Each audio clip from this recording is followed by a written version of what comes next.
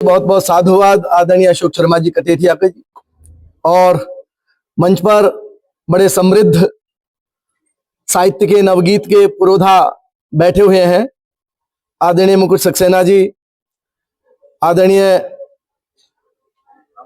रावत जी, जगदीश मोहन रावत जी, सुशीला शील जी, आदरणीय लक्ष्मण लड़ीवाला रामानुज जी, किशोर पारिक जी, और बहुत समृद्ध लोग ऐसे सारस्वत कार्यक्रम में, जहां इसका आयतन गोष्ठी का छोटा लग रहा है, लेकिन इसका घनत्व बहुत महनीय है, आदरेय है।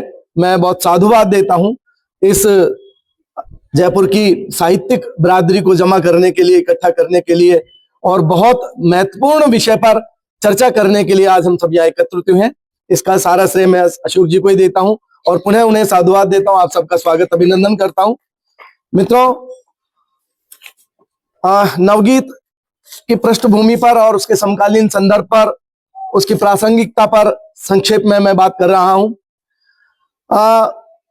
बड़े साहित्य के समीक्षक और आलोचक हुए, स्वनाम धन, बड़े नामवर नाम, उन्होंने गीत के लिए यह घोषणा कर दी थी कि गीत दुख दर्द वेदना मिलनोच्छ्वास अपनी पीड़ा को ही अभिव्यक्ति देने में सक्षम है केवल, और इस लिहाज से उन्होंने गीत को मृत प्राय घोषित कर दिया था।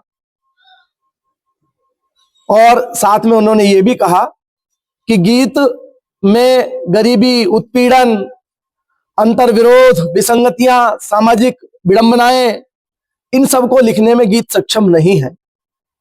लेकिन गीत ने उस चुनौती को स्वीकार किया और नवगीत के फॉर्मेट में, नवगीत के रूप में, जहां उसका अपना भाषा, उसके अपने शिल्प, उसके अपने मुहावरे, उसका अपना छंद, उसकी अपनी लय मौजूद है, पूरी गीतात्मकता के साथ में अपने राजनीतिक विसंगतियों को, समसामयिक अंतर्विरोधों को पूरी मुखरता के साथ में, आज यदि कोई काव्य विधा पूरी सक्षमता के साथ में काम कर रही है तो वो निश्चित रूप से नवगीत है। एक बार हम सब लोग यहाँ नवगीत के लिए इकट्ठा हुए हैं, तो इस दिवस की मैं आप सबको बधाई देता हूं, पुनः पुनः बधाई देता हूं। और ऐसे सारस्वत आयोजन निश्चित रूप से और सतत रूप से होते रहने चाहिए। गीत भारतीय साहित्य की एक अत्यंत प्राचीन और जीवंत काव्य परंपरा है, हम सब जानते हैं। हमारे घरों में जब बच्चा होता है तब भी वहीं से गीत शुरू होता है और अंतिम समय तक गीत यात्रा चलती रहती है। और ये वैदिक ऋचाओं से लेकर अपभ्रंश काल, भक्ति काल, रीति काल, छायावाद तक गीत निरंतर अपनी ध्वनि, लय और भावभूमि के साथ चलता रहा। परंतु 20वीं शताब्दी में मध्य तक आते आते परंपरागत गीत अपनी सीमाओं में सिमटने लगता है, ऐसा महसूस होने लगता है। वह या तो अत्यधिक भावुक किस्म की जो बातें हैं गीत में प्रोने लगी जाती हैं, या निजी और पलायनवादी भाव गीत में आने लगे। इस वजह से तथाकथित बड़े समीक्षकों ने गीत को खारिज किया।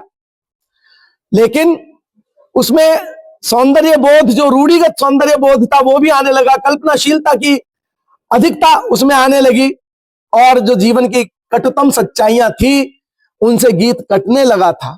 इसलिए नवगीत की आवश्यकता महसूस हुई और नवगीत ने जन्म लिया। मित्रों, इसी दौर में, स्वतंत्रता के बाद में, जब देश ने विभाजन, विस्थापन, बेरोजगारी, आर्थिक विषमता, राजनीतिक छल, शहरीकरण, उपभोक्तावाद, बाजारवाद का सामना किया, तब कविता के सामने एक चुनौती खड़ी हुई।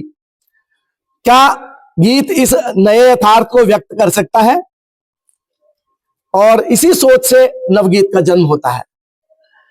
नवगीत वस्तुतः पारंपरिक जो गीत है उसका निषेध नहीं है, उसके विरोध में नहीं है, बल्कि में नवगीत समसामयिक, अद्यतन और गीत का विकसित रूप है। इस रूप में हमें नवगीत को देखना चाहिए। नवगीत पारंपरिक गीत का निषेध नहीं, बल्कि उसके विकसित और संशोधित रूप में है। इसमें लय और गेयता बनी रहती है, परंतु भावुकता के स्थान पर अनुभूत यथार्थ, कटु यथार्थ इसमें आता है। नवगीत, जैसा अभी जिक्र हो रहा था वक्तव्य में, कि किन्हीं गीत के नवगीत के पुरोधा को प्रेमचंद की संज्ञा दी जा रही थी। जैसे प्रेमचंद ने कहानियों में यथार्थवाद को जन्म दिया, ऐसे ही नवगीत का जन्म यथार्थवाद से ही हुआ है। समाज की जो विडंबनाएं हैं, विसंगतियां हैं, असंगतियां हैं, उन सबको लेकर के जब गीत चलने लगा तो वो नवगीत हो गया। ये श्रृंगार पर नहीं, हमारा जो पारंपरिक गीत है वो श्रृंगार पर गीत आधारित है, लेकिन ये जीवन संघर्षों को गाता है। कल्पना लोक के स्थान पर समकालीन जो सामाजिक चेतना है उसको नवगीत गाता है। इन सबका निमित्त बनती है, हम सब ने जिक्र किया, आदरणीय अशोक जी ने अपने वक्तव्य में ही जिक्र किया, आज के दिवस को रेखांकित करते हुए आदरणीय डॉक्टर राजेंद्र प्रसाद द्वारा संपादित 5 फरवरी 1958 को जो प्रकाशित संकलित ग्रंथ आया गीतांगनी, जिसके 5 भाग हैं, जीवन दर्शन, आत्मनिष्ठा, व्यक्तिबोध, प्रीति तत्व, परिसंचय।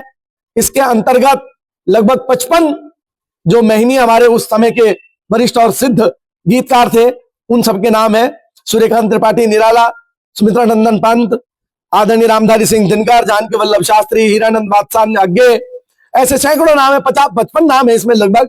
मैं सबके नाम यहां लेना उचित नहीं समझता। उनका जिक्र आदरणीय विस्तार से अशोक जी ने अपने वक्तव्य में किया। तो समकालीन चेतना और गीतकारों की लयात्मक प्रतिबद्धता, इसी ने नवगीत को अपनी पहचान दी, और यही वह बिंदु था जहां नई कविता की वैचारिकी और गीत की संगीतात्मकता एक दूसरे से हाथ मिलाती है और नवगीत बन जाती है। नवगीत की जो वैचारिक विशेषताएं हैं, इसमें अनुभव की प्रामाणिकता आती है। नवगीत कल्पित नहीं है, भोगे हुए यथार्थ से जन्म लेता है। सामाजिक चेतना के तल पर हम देखें तो इसमें व्यक्ति अकेला नहीं बल्कि समाज से जुड़ा हुआ दिखाई देता है, और गीत में विस्तार होता है। गीत विस्तारवादी भावना को लेकर के चलता है, उसमें एक विषय का विस्तार किया जाता है, लेकिन नवगीत में संक्षिप्तता और तीक्ष्णता मौजूद होती है जो इसको विशिष्ट बनाती है। नवगीत कम शब्दों में गहरी बात कहने की क्षमता रखता है। इसमें लोक धर्मिता भी जिंदा रहती है, इसी से नवगीत है। जनधर्मिता, लोक धर्मिता नवगीत की पहचान है। भाषा इसकी सहज होती है, संवादात्मक होती है, राम जन की भाषा के निकट होती है। लय का विन्यास भी इसमें जुड़ा होता है। पारंपरिक छंदों से हट करके, उनसे मुक्ति लेकर के अपनी लयात्मकता इसने विकसित की है। समकालीन संदर्भ में नवगीत की प्रासंगिकता पर यदि हम चर्चा करें संक्षेप में, तो आज का जो समय है विखंडित समय है, तेज और अस्थिर समय है, तकनीकी सुविधा से लैस समय है। इस पर संवेदना को संकुचित भी किया, लेकिन बाजार ने इच्छाओं को विस्तार दिया और संबंधों को खोखला किया। ऐसे समय में ये प्रश्न उठता है, उस प्रश्न को उठाया आपने भी, मैं भी उस प्रश्न को दोहरा रहा हूं एक तरह से, नवगीत आज क्यों जरूरी है? उत्तर साफ है मित्रों, समय की धड़कन को पकड़ने की क्षमता नवगीत में है। नवगीत आज भी किसान की हताशा, मजदूर की पीड़ा, स्त्री की अस्मिता, युवा की बेचैनी और आम आदमी की व्यवस्थाओं को स्वर देता है, बिना किसी नारेबाजी के और बिना किसी कृत्रिम विरोध के। इसलिए नवगीत की आवश्यकता है, इसलिए नवगीत प्रासंगिक है आज भी। संवेदना का संतुलन नवगीत में है। जहां नई कविता कभी कभी अत्यधिक बौद्धिक हो जाती है, वहीं नवगीत भाषा, भाव और विचार में संतुलन बना के रखता है, और यह दिल से होता हुआ दिमाग तक दस्तक देता है। मंचीय और पाठकीय दोनों स्तरों पर यह प्रभाव करता है, प्रभावी है। नवगीत पढ़ा भी जाता है और सुना भी जाता है। मंच पर इसकी गेयता श्रोताओं को जोड़ती है, प्रभावित करती है, और इसका जो पाठ है वो इसकी अर्थगर्भिता पाठक को सोचने पर विवश भी करती है।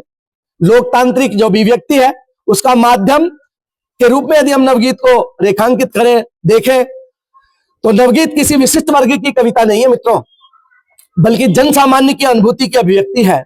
इसी कारण यह आज भी प्रासंगिक है, आगे भी रहेगा। नवगीत अब चल रहा है या इसका काल खत्म होगा, मुझे ऐसा नहीं लगता। नवगीत चलता ही रहेगा मित्रों, क्योंकि इसमें समाज को लेकर के, व्यक्ति को न लेकर के, समाज को लेकर के, अपने समय को लेकर के, अपने लोग को लेकर के नवगीत चल रहा है। इसलिए ये कभी खत्म नहीं होने वाला एक साहित्यिक ऐसी काव्य विधा है। अंततः मैं यही कहना चाहूंगा कि नवगीत न तो अतीत का बोझ है मित्रों, और न भविष्य का स्वप्न। वह वर्तमान का सजग हस्ताक्षर है। जब तक समाज में असमानता रहेगी, जब तक मनुष्य का संघर्ष रहेगा, जब तक भाव और विचार के बीच सेतु की आवश्यकता होगी, नवगीत जिंदा रहेगा। जय हिंद।